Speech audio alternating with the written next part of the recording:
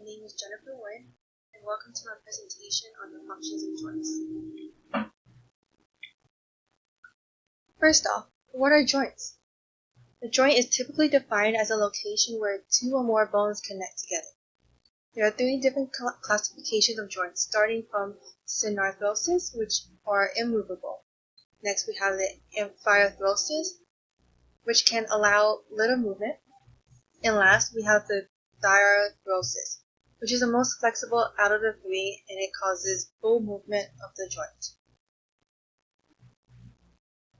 One of the biggest functions of joints is that it binds the skeleton together. It provides it structure and allows muscles to move the bones. Looking at the image on the screen, it shows where the joint cavity unites the tibia and femur of the leg. Like I mentioned in the previous slideshow, joints allows movement.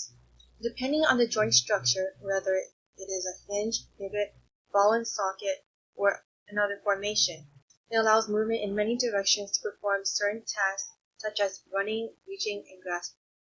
As shown on the screen, it provides many different movements, from abduction to adduction of the leg, or a lateral flexion of the body, to many more. The last function I will be mentioning for the joints is that it gives the body the ability to bear weights. Joints of the feet, pelvis, spine, and especially the lower back are known to be weight-bearing. It provides shock absorption, strength, and stability. The hip is one of the body's largest weight-bearing joints, where the thigh bone meets the pelvis to form a ball and socket joint. As you can view from the animation, the hip is thrusted back to provide balance as he bends his legs.